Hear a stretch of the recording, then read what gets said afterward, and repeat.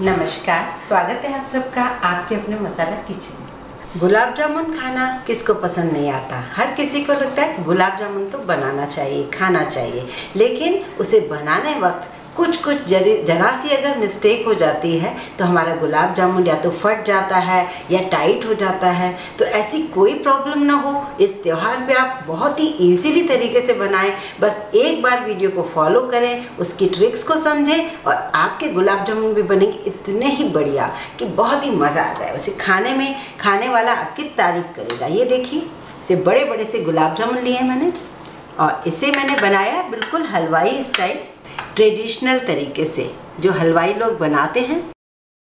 ये देखिए, बहुत ही बढ़िया गुलाब जामुन, जिसे खाते ही बहुत अच्छा लगे कि गुलाब जामुन खाएं तो इसी तरीके से खाएं।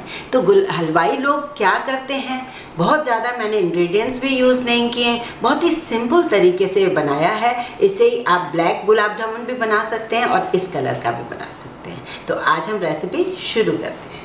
तो हम इसे बना रहे हैं जो खोया होता है, ट्रेडिशनल टाइप का जो खोया होता है, जो मार्केट से लाएं या आप घर में बनाएं।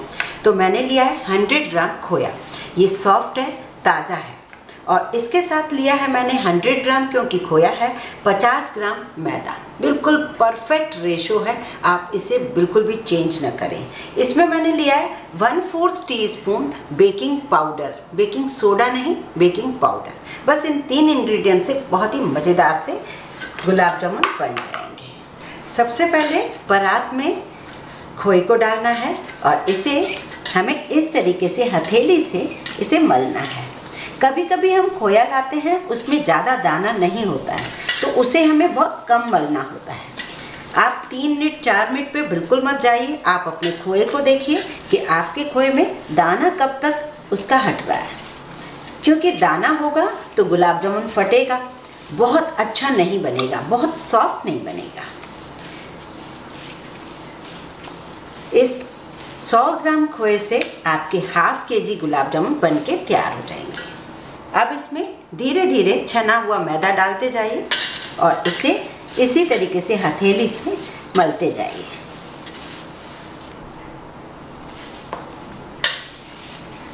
अगर आपका खोया थोड़ा सा टाइट लग रहा है तो बीच बीच में 1 आध चम्मच पानी भी डाल सकते हैं।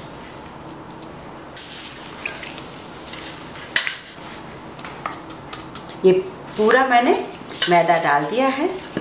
अब ये जो बेकिंग पाउडर है उसे भी हमने डाल दिया और 1 आध चम्मच मैं थोड़ा सा पानी और डालूंगी, जिससे ये सॉफ्ट हो जाए। ये देखिए, खोए को हमने मल के इतना बढ़िया सॉफ्ट कर दिया कि अब बहुत ही बढ़िया हाथ में लग रहा है कि हाँ, बहुत बढ़िया हो गया। इसे कई क्वेश्चन ऐसे भी होंगे कि आप बेकिंग पाउडर ना डालें, बेकिंग सोडा डालें।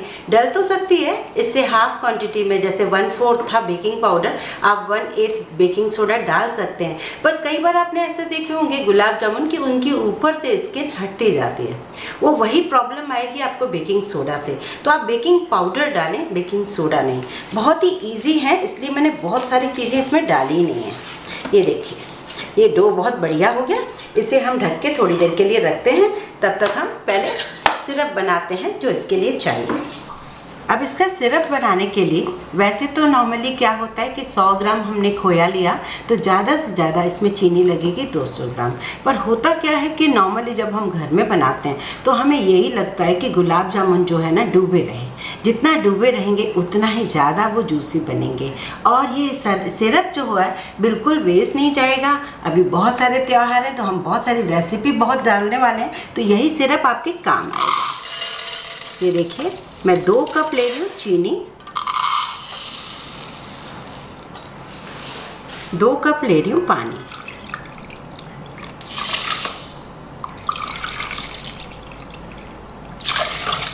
ये देखिए, शुगर बिल्कुल ही मेल्ट हो चुकी है और चाशनी देखिए बिल्कुल साफ है।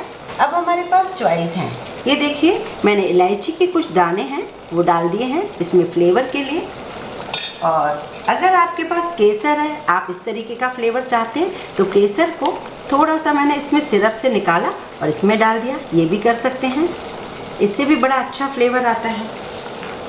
आप चाहें तो इसमें रोज के कुछ ड्रॉप्स डाल सकते हैं, जो आपकी चॉइस हो, जो जैसा हो तभी भी चलेगा। नॉर्मली घर में इलायची भी होती है, वो भी चलती है। अब हमें कैसी चाहिए ये सिरप, ये देखिए उबल रही है। करीब 1 मिनट हमें उबालना है। ऐसी चिपचिपी सी चाशनी हो, तार ना हो, चिपचिपी सी हो, बस काफ़ी है। अब हम गैस बंद कर देते हैं। ये देखिए अब हमने इधर पैन रख दिया है, कढ़ाई, जिसमें आपको फ्राई करना है। आप घी में भी कर सकते हैं, ऑयल में भी कर सकते हैं, जैसे आपको अच्छा लगे उस हिसाब से कर सकते हैं। अब हमारा खोया जो है वो बहुत ही बढ़िया सॉफ्ट सा है। इसे हम बना रहे हैं अपने मनपसंद शेप से।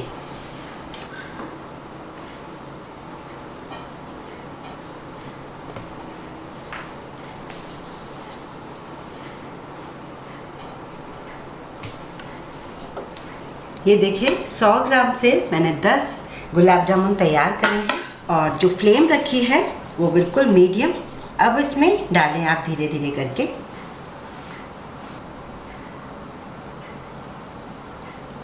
अब हमें गुलाब जामुन को नहीं चलाना है। हलवाई लोग क्या करते हैं, इस तरीके से कढ़ाई को थोड़ा सा चलाते हैं, हल्का सा। ये देखिए अब मुझे जगह लग रही है तो मैं जो बचे हुए हैं ना 3, वो भी पीस डाल देती हूँ। ये देखिए ये परफेक्ट जो है ना कलर हमें गुलाब जामुन के लिए चाहिए होता है, उसे हमने लिया, निकाला और इस तरीके से ये देखिए शुगर सिरप में डाल दिया। अब मैं आपको 2 बचा के दिखाती हूँ, 2 या 3, कि वो बिल्कुल ज़्यादा डार्क हमें करने हो तो वो कैसे हो सकते हैं। हमें इन्हीं को ही थोड़ा सा और ज़्यादा पकाना है। ये देखिए ये डार्क ब्लैक कलर के गुलाब जामुन तैयार हो गए। इसे हम निकालते हैं। ये बहुत हल्के होते हैं, तो अब आप इसे रख दें करीब 1-2 घंटे के लिए। फिर हम आपको मिलते हैं, इस गुलाब जामुन को बताते हैं कैसे लग रहा है। इसे ढके नहीं, बस इसी सिरप में डूबे रहने दें।